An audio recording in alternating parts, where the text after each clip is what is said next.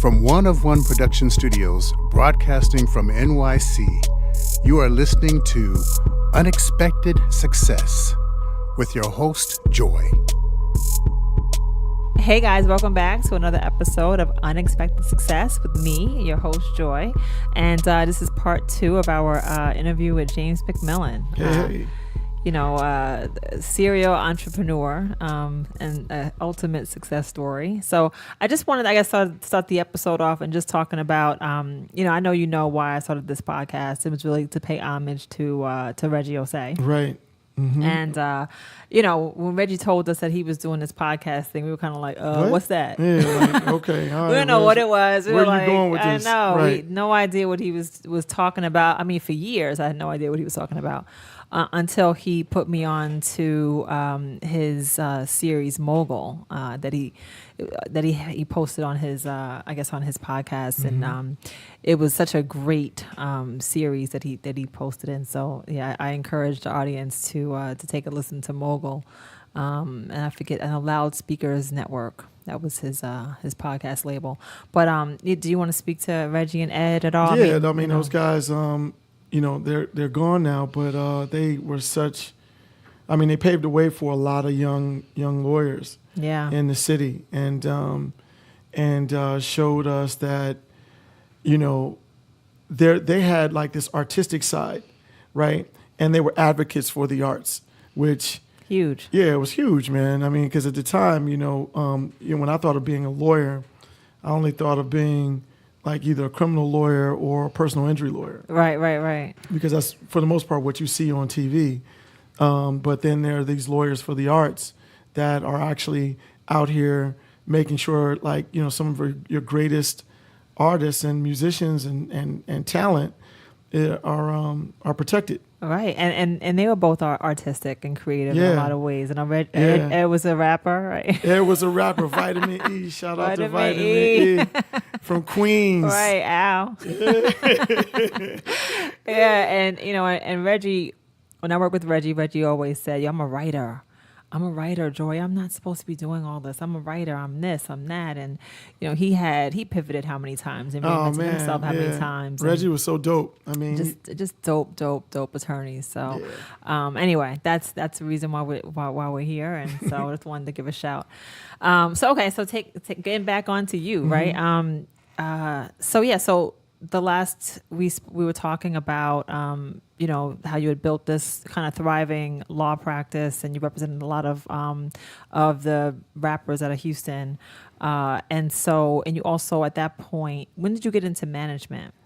Well, I got into management because I was in order to make my mark in the business, I was probably doing more than the average lawyer, would do. Which we kind of had to. Yeah, I had to, 1, and 2. I was young enough to get it and to understand where it was going. My instincts told me that the Southern rap movement was only going to get bigger. Oh my God! And think about that, right? Yeah. Because this is like Master P was the first. I think Southern rapper that kind of really made major waves. Nah, it goes deeper than that. For New Yorkers, for New Yorkers. Yeah. And obviously I can only speak on that because now I went to Hampton and they was making more waves. But for New York, I came back from Hampton one year and I heard Master P on the radio on Hot 97. I was like, yeah, absolutely. So he was the first one, and we were kind of like, this is weird, this is awkward. But now, but you gotta go back. So for me, it goes deeper than that, because the very first one that I remember from down south that was really made a mark was James Prince, right? With Rap A Lot, of course. And they had the Ghetto Boys, and right. So we would only see videos like that on The Box. There was a video program that we had called The Box, and we would see all the Southern rappers on. Yeah. See, so I wasn't even familiar with The Box because I was from Ohio. Right. Until I got to Hampton, I kept hearing about this thing called The Box. I was like, what is that? We had what was the first one?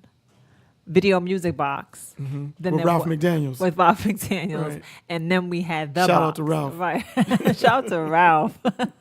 When music videos was still super prevalent. And then Right. of course, came MTV and all those different things. Mm-hmm. But okay, so you had this, you found your niche. You had James Prince at one point, or is it more of a Well, that was friendship? later on. That was later on in my career, and I met him through kind of just going with the flow of a deal, and but nonetheless, my career transitioned because I just kind of went with the flow to some degree of where it was kind of the tide was turning. So. Again, I knew I had an inkling that the Southern rap movement was going to get stronger, and not to say that I planned it out, but I just kept working harder with 8Ball and MJG and became their manager. Right. And then I learned a lot more about the business being their manager than just being their lawyer. Because being their lawyer, I learned the deal points and how to negotiate a deal and what points were important and everything. But then actually seeing it in action as their manager taught me what the words I was reading on the paper actually meant. Right. And why some of the things that, may be just glossed over were super important. Yeah. Right. And how to fight for certain things that you wouldn't even know to fight for. Right. Exactly. All right. And okay. And so you started managing them. Did you manage any other artists between? Well, not at the time. Right. I managed them for a while, and then we went. We grew apart, and then I started managing these producers called the Kick Drums from Cleveland. Right. And they were really talented. And they were trying to become. They were working to become artists as well, and but then they went their separate ways. It was two guys. And one of the guys called me one day and was like, "Hey, man, I really appreciate everything you did for us and you've done for us and continue to do for us. But there's this other girl, there's a friend of mine, she needs some help. And she's got this artist from Cleveland. He's really, I think he's really talented. Would you be willing to help him out?" And I was like, "All right, well, send me some links or whatever. Let me see the artist." So he sent me this YouTube link, and there was this tall, skinny white kid, rapping, and he diving in the crowd, and he had a ton of energy. And I was like, "Yo, who is he's a star? Who is this cat, and where is he at?" Right. And, he was and he's from Cleveland. He's from Cleveland, which is perfect. Yeah. Crazy. And then so, he was like, "Oh, and then he had this video that was like an homage to Cleveland." And he was like, it's called Cleveland. He was like, "I'm this little white boy from Shaker, man." And I was like, "Shaker? You went to my high school?" Oh, crazy. Like, what? Yes. Yeah, absolutely. I got it. They got to get on. Yeah, I got to be in front of this. So I flew home, and after a lot of tap dancing and persuading, I was able to persuade him and his team that I should be a part of the team and could help them, and we could help each other. And this person is Machine Gun Kelly. Oh, absolutely. That was Machine Gun Kelly. I'm sorry. It's been great. I mean, and since then, we've grown a very healthy business. No, I mean, I remember when you first picked him up, and I'm like, I was hearing. I mean, I'm obviously not really in the business anymore, Mm-hmm. but I was hearing about MGK. Yo, James has MGK, and it's like a big. People are like, "Oh, yo, that kid is crazy. That kid is he's dope." super talented. And so, I was like, "Oh my god." Who is this guy? Right. And he has, since then I've seen him doing John Bravados. I've seen he's acting. Yeah. He has clothing lines, Mm-hmm. and it has you written all over it because, back in the, when we were practicing, everyone had a clothing line. Yeah, right. So it was a training ground Right. for everything else. We didn't know it at the time. At all. All the Right. magics we went to. No, it's Yeah, crazy. No, right. so it's like, nowadays, I guess some rappers have clothing lines, but back then it's like everybody had a clothing Right. line. That was so, the thing to do. Yeah, so seeing MGK, I'm like, oh, this is definitely James. Yeah, absolutely. Because we knew the business from that. Yeah, no, of course. And obviously we had clients who were heavily into apparel, and shout out to them. And so anyway, yeah. Mm-hmm. So all right, walk us through it. Yeah, so essentially, we had when we were practicing, the focus of the practice was what I promoted was the entertainment business, the garment business, and litigation that stemmed from the two, right? But in reality, because the bills have to be paid, and I'm a hustler. You do, and we're in New York City. It's expensive. You do whatever comes through the door, Right. as long as it makes sense, and you don't, Of course. it makes sense for you spending extra to do. time doing, yeah. Right. And so again, I always wanted to be a good lawyer, so I would do, somebody need a DUI, or they need me to handle their DUI case, or me to handle their landlord-tenant matter, or No, we used to go to court all the time. Yeah, all the time. But even, I saw, and you're licensed also with the federal, like you're. I got my federal license. Yeah, okay, and I know you also argued for Kodak Black. Well, yes, I did at the time. Yep, I did. Me and another group of lawyers, they played the front, but we were helpful in getting Kodak Black out of jail the very first time. Yeah, I saw that. He got out of jail. Yeah. Congrats and on that. Unfortunately, he went back, but I think the young man is coming home. Shout out to my brother Kodak. Welcome back, free Welcome Kodak back. Black. He's so talented. No, I his he's song a beast, caught man. me, and I was like, this kid is. He's it's special. a different sound. He's super special. The kid is, he's had some challenges, like but at the end of the day, his talent is like undeniable and unmatched, really. Yeah. Well, I'm looking forward to to hearing him again. Yep. So welcome home, Welcome Kodak home, Kodak. Black. I think he comes home next week. Oh, awesome. That's crazy. This is right? timely. Yeah. All right, cool. All right, so you have MGK, and you are obviously building his career and making him into what he is today. Yeah. I mean, granted, it's a team of us, right? So me, Byron Kirkland. Shout out to Byron. Shout out to I BK. went to high school with Byron. It's to crazy. the fullest. Right. Ashley, Vaverka, Andre, Slim. It's a big team of us. Yeah. Dub. It's a whole EST family. Nonetheless, we've been able to like put a foundation around him and harness his art and his artistic vision and create lanes of success from that, like different vehicles. So we have a music festival. Last weekend we had. Oh yeah, EST Fest. I saw it. I mean, I need to make it there next year, Mac. Yeah, we had Let's EST Fest 5. I don't know. Yeah, you should definitely come. I'm definitely going to extend the invitation. Right. I don't know if you're built for camping in the woods. You know what? For 2 Actually, days. I'm actually not going to come next year. We'll get you a little trailer. Right. you, the kids, your husband. Right. Yeah, y'all exactly. can have a trailer. We'll put you together. All right, cool. But EST Fest is. We started it about 6 years ago. Okay. And this past year was EST Fest 5, and I think we had about 10,000 people out there this year, which was great. And 2 Chainz and he headlined on Friday night, and Machine Gun Kelly headlined on Saturday night. YBN Nahmir came, Trippie Redd, and Mayday and Asking Alexandria. We had a host of talent. But, it was a lot of fun, and that's been really a blessing to be a part of that. Right. I mean, just to watch that transition. I mean, I know for you guys it's like, but to see James McMillan, who used to get his custom suits made and shirts made, and now, to you being like at a EST Fest, like with all the kids and like, right. you know what I mean? Right. It's just like, it's a nice transition, and it says a lot about your ability to pivot. You know what it is? I think, again, it's pivoting within, what comes natural, like, right? So in that instance, the festival, and I have to give it to my team, because really we, after our first album, I took everybody down to St. Martin, and we stayed there for like a week on a compound, and we had a gang of fun and re-energized.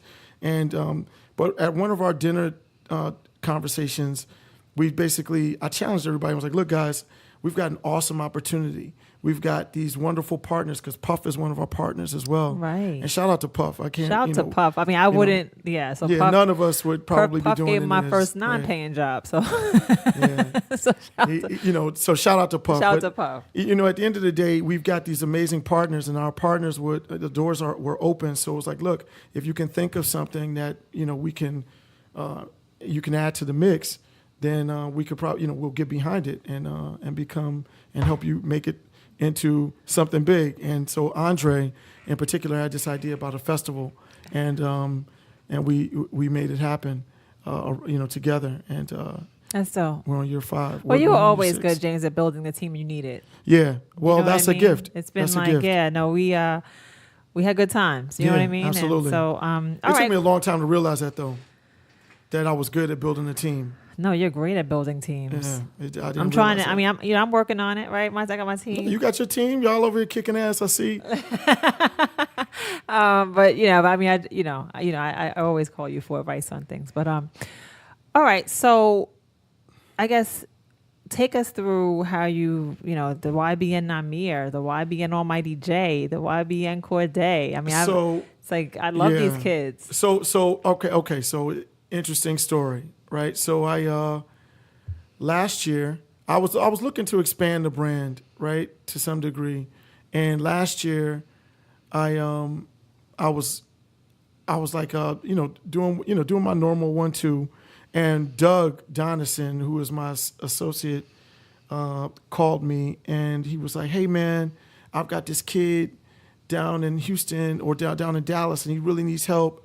And they reached out to me and they want us to help them because they feel like we're uniquely situated to help them because he's got 2 murder charges but he's got this record just popping on the radio. And I was Wait, what? I was like, Doug. I'm all set. So I'm on the phone. I'm just listening to Doug. I was like, Doug. Calm down, young Jedi. Calm down. I was like, look, I don't have time for that. I was like, Doug, let me hit you back, man. So this went on for like 2 weeks, and he stayed on me. He was like, no, you got to pay attention. I was like, okay, cool. So I finally paid attention, and I happened to be in LA, and he was like, look, man, if you could just meet with the kid's manager, I'm telling you, just meet with him. So I was like, all right, cool. So I met with the kid's manager, and the kid was this artist named TK, right? Okay. And TK was a unique story. He had been written up, maybe a couple weeks later he got written up in the New York Times, but he had this record called The Race that was about him being on the run. And he actually recorded the record and the video while he was on the run from the cops. Wow. And they were charging him with, a home invasion that it went bad, and and a murder that happened during the home invasion, right? And then afterwards, after he, while he was on the run, another murder happened. Right, so they were saying that he was a part of both of these double murders. Homicide. There's double homicide. So he was facing a murder charge a capital murder charge in Dallas or Fort Worth, and a capital murder charge in San Antonio. So I read the facts, a little bit of it, and I was like, I was so intrigued because Doug knew that we could help him because we had done a capital murder trial back in 2012. Right. So we I flew down to Dallas. I was like, all right, cool. First and foremost, I called James Prince because James is the king of Texas, right? He knows everybody in Texas, and he has a lot of influence. So I was like, Jay, listen, these are the circumstances, and I need help. This young man needs help, and I want to do a good job, so I need you to help me find the right lawyers. Right. And James is all about trying to help young black men. Right. No, I've seen he's gotten involved with some things going on recently. Yeah. Absolutely. So he was like, all right, McMillan, come on down here and I'll help you. I'll point you in the right direction. So I went down to Houston. He took me to one lawyer's office, another lawyer. That lawyer referred us to some lawyers in Dallas. And he was like, come on, man, get in the car. We're going to drive up to Dallas. So he drove me up to Dallas. We went to the next lawyer's office, talked to that lawyer. And long story short, it didn't work out with TK. We were trying to help him. Right. We couldn't see eye to eye. But during the time period that we were running around trying to, get in business with him and his team, one of James's guys, this other guy, my mother got guns out of Alabama, contacted me and was like, hey, man, I know you're chasing around. You're looking at the kid, TK, and he's super talented, but you really got to take a look at this other dude, YBN Nahmir from my hometown. He's really blowing up the charts too. So I was like, all right, send me the video, send me the links. Right. So he sent me the links. Now by this time, because I was all dialed into TK, I was super hyper aware of the analytics and what it meant culturally. Right. Yeah. So he sent me Nahmir's video, and his video was also having the same kind of success, except one very important thing. He didn't have any criminal charges. Right. He was just a young kid. Right. He was pointing guns, talking the same stuff. Right. But he didn't have the criminal charges. So I was like, where's he at? So I contacted, and still because he was only 17, I contacted his parents and convinced them to come see me. Right. So we all met in LA. We got into business together, and then I contacted James and was like, "Look, man, I want you to be my partner in this because you were so helpful and so gracious, and he's got so much influence and he's been helping guide the ship. Right, you know what I mean? right. So, and he's got so much experience. You know what I mean? James, Jay, he's a legend. Yeah, Of course. So at the end of the day, shout out Jay. He has a new book he's got out, a right? new book, Respect. Respect, right? Let's shout out to Jay Prince and his book out. We'll go out and get a copy. Absolutely. So yeah, so that kind of got me to where this new venture that I'm in now with dope. Atlantic. That's dope. Yeah. That's dope. So I mean, I think what seems to be, and then of course, so Nahmir doesn't come alone, right? It's this YBN Nahmir, like Almighty Jay, Cordae. I've been listening to Cordae. Cordae is, he has a lot of, he's amazing. Yeah, all of them. I mean, they're all talented. Right, in their own Almighty way. Jay also. And yeah. they have a whole grown man thing going on, right? They got a grown man thing, and they got a lot of guidance. It goes back to building a team. So right. I think our core strength and what's going to differentiate us from every other kind of label that's out there or kind of brand building company that's out there is that we really get around them. We understand the culture, and first and foremost, second of all, we come around these young men and kind of guide them in the right direction. I mean, you got guys that have on their team that have a gang of experience in every part of life. Right. And we're also older black men right, that can help right. guide them and get them to and keep them out of trouble. And professionals, which is exactly. Something to aspire to be as opposed 100%. to a street dude, right? Yeah. But I think a common thread throughout the course of these podcasts is that, it seems like everything has been faith-based, right? And you've kind of paid attention to nudges. And I think 100%. a lot of times, I know I've been guilty of like feeling a nudge, but then not paying attention and kind of going the wrong direction. I guess, how did you learn how to honor the nudge? It's in all honesty, man, it's always a work in progress. Because I think you have to learn how to acknowledge the nudge and move in that direction. But at the same time, there are those times when you're like, but I want to do right. I want to do this, but really. Yeah. Like nah. You try to ignore the nudge, right? And I found myself falling on my face at the times when I've ignored the nudge. Yeah, me too. Like there's been times when I've been like, specifically in relationships in particular, like when you're like, oh man, the relationship, you get this sign that the relationship is over. Is over, right? Or that part of the relationship, right? Is right, over, of course, right. And you're like, okay, it's time to move on, and then you stick around, and you're like, oh man, and you get really hurt. Yeah, no, of course. I mean, I think that whenever, I think initially when you realize that it's over, you're hurt. But then, even us, James, right? Yeah, 100%. Well, we pretty much knew that we had outgrown each other. And it was time for both of us to move on. Yeah, exactly. When Joy was ready to beat me up in the office. We're going to keep that story offline, right? Yeah. But I think that, obviously I went off and did whatever I was doing, and you continued on with practicing law. And by the way, I still miss it. I still miss it, and you kind of keep me I know at one point I think I left when music had kind of took a dive. Oh yeah, you left at the right time. I know. I left right. Woo, I was you dodged the bullet. Let me get up the ship. Some right? lean years, B. Right, but then you hit me one day. Yo, Jay, music is back, and I'm like, word. It's back? How is it back? Oh my God, they figured it out? Yeah, they figured it out. And then I literally had I didn't tell you this. I went to Barnes & Noble, I got all the music books. I was like, it's back, baby, it's back. Because when it was good, it was great. It was great, yeah. So I really had a minute where I was like, maybe I should go back to it. But I think, again, honoring the nudge and realizing that, the time has moved on and it's moved on the way it's supposed to move on, and you realize you're supposed to go into other things. So anyway. It's funny. Right. To that story, I want to share Nova's story to some degree. Shout out to Nova. Shout out to Nova Perry. Right. So Nova, and me, you and Nova kind of started the office, right? Nova was day one. Yeah. Actually, Sasha was day one. Then there was Nova. Shout out to Sasha. Right? Shout out to Sasha. So nonetheless, Nova and I, we all kind of built this practice.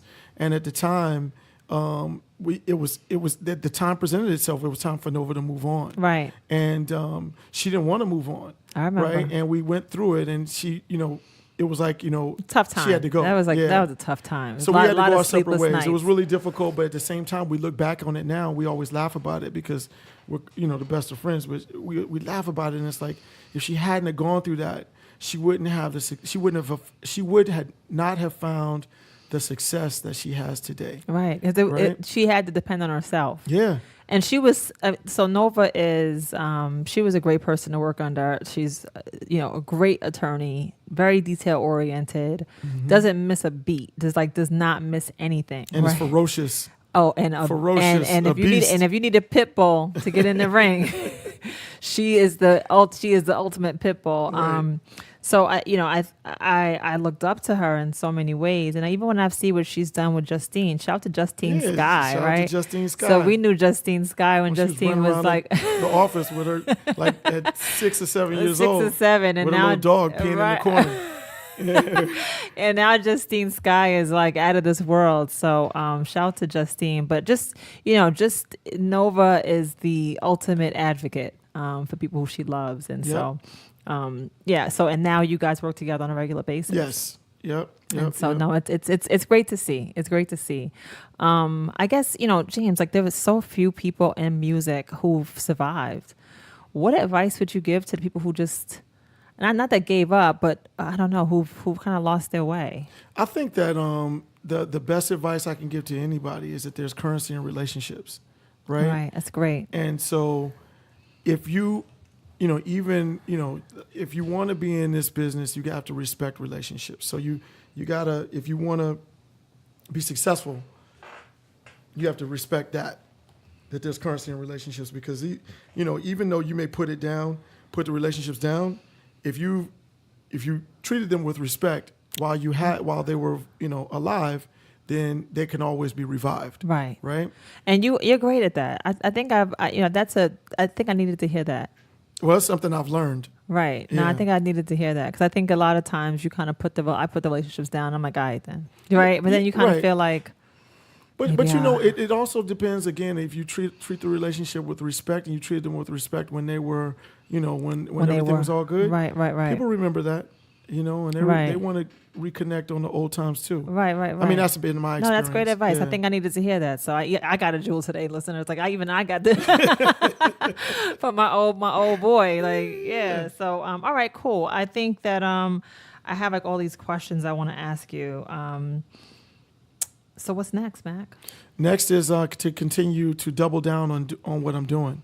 One of my goals is to be the chairman of one of these companies. I think that a lot of times there's been this, like Gail Mitchell highlighted the fact that there were, in an article in Billboard about a month ago, she highlighted the fact that there's, a lack of black leadership in the music business in particular, which is a huge shift, because back in the days we had like Sylvia, L.A. Reid. Well, we still have Sylvia, we still have L.A. They're doing their own thing, right? But at the same time, urban music is the number one genre of music right now, right? And and that's without R&B still has a presence, but it's not as prominent as it once was. But I do believe that R&B is coming back, which is the reason why we have love songs that you're publishing. Exactly, right. Yeah, but nonetheless, it's still like we've got it's not enough black executives. Right. No, I saw the Billboard article. I thought it was really interesting. So, but I think that a lot of times we get capped out, with the head of black music,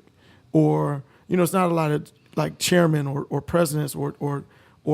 Is Big John the only one now? As far as I know, I mean, no. Sylvia is a head of Epic. Okay. LA's got his own venture. Okay. He's got his own money. Now, mind you, there's a lot of brothers and sisters out here that are doing their thing on the independent side, right? Coach, shout out to Coach K and P. Right. They're doing it and they're knocking doors down. Salute to them brothers, man. Right, salute. And they're making it easier for brothers like myself to come in and really kick ass too. So the goal is to be like to be a chairman of one of these companies.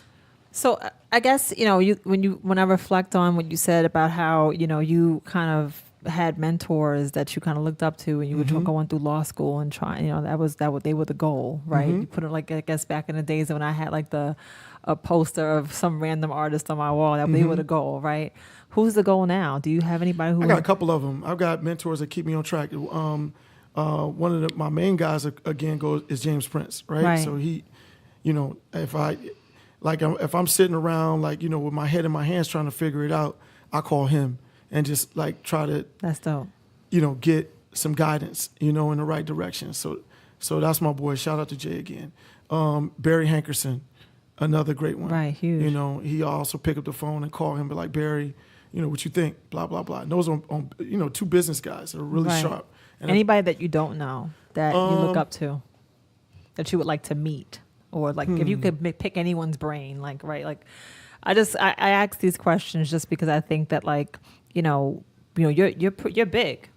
I don't think so. But I know, but you're big, so right. you know.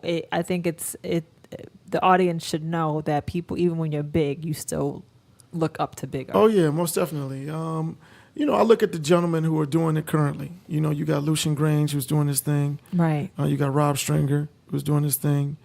You got Max Lusada and those guys over in the Warner Music Group. You've got some of the guys who run these major companies for, you know, in Hollywood. Right. So yeah, of course. Anybody outside of entertainment? I just want everybody to know, for me to have James like stumped is like I'm like it's Corn Capshaw, you know, who's doing this thing at Red Light. Okay. You know, and you know, but these guys, as I learn more about them, they are diverse. They've diversified themselves. Right. So they're diverse not just in entertainment, but they've diversified their portfolios and stocks and real estate, you know, and they're making money in a bunch of different areas. Right. Right. And they found things that they're passionate about in other areas. Right now, a lot of my main focus is my entertainment company. Of course. Right. Right. I'm passionate about real estate too. I really like real estate. That makes sense. I mean, know. Yeah. Again, because of my background. But yeah, right? because you're gonna hire people to do all the dirty work. Yeah. I'm not, you know, now mind you, hold on. Let's go back to that, right? Because I do believe one of the main differentiators between you know successful people and unsuccessful people is that in order to find success, in my book, you got to be willing to put boots on the ground. Right. Right. Which again goes back to humbling yourself. Right. You know, if you know, no matter what it is, if I got to carry crates in the back of the studio or onto the stage, and you know, I got to do what I got to do. Right. You know, I'm not the guy who's going to be sitting around doing the control room management. Right. That doesn't. Those guys usually work for other people. You know. Right. And that doesn't really work. So. All right, Scrappy. Oh, no, this is great, James. I mean, I think we could probably go on forever because we didn't even touch upon all the stories. We have so many stories. We had the Quebec story. We have so many stories, but we'll stuck in a blizzard. And guess who got stuck driving? Yeah. And guess who was snoring?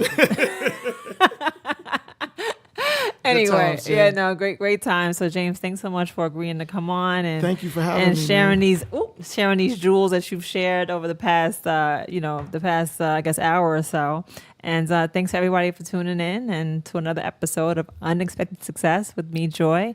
Check us out on Podbean, Spotify, iHeartRadio, iTunes.